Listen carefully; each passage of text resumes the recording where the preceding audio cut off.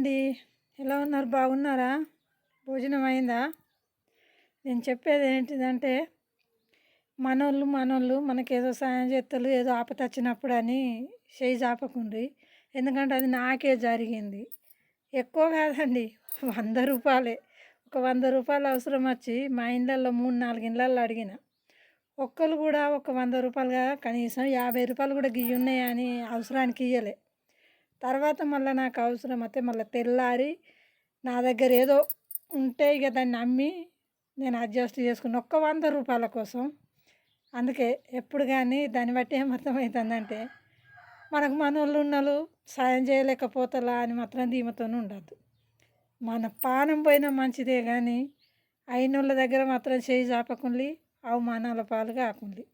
ఇదైతే గుర్తుంచుకోండి. ఎందుకంటే అది ఇక నాకు బాగా అనుభవం అయిపోయింది. నేను మాత్రం పానం పోయినా కూడా వీళ్ళు నా వాళ్ళు నాకు సాయం చేస్తాలని ఎప్పటికీ మాత్రం ఇక చేయి చాపద్దు ఫ్రెండ్స్. నేను చాప కూడా ఇక నాకు అర్థమైపోయింది.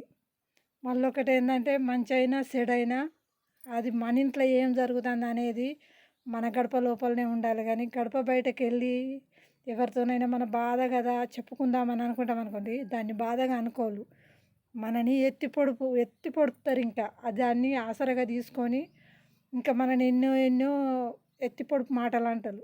అందుకని అసొంటివి కూడా ఎక్కడ బయట చెప్పుకోవద్దు. అది కష్టమైన సుఖమైన ఓన్లీ మన ఇంట్లో మాత్రమే మనము ఎలా తీసుకోవాలి అంతే మన మనసులో పెట్టి ఉంచుకోవాలనే తప్ప బయట మాత్రం చెప్పకండి. ఓకేనా? బాయ్.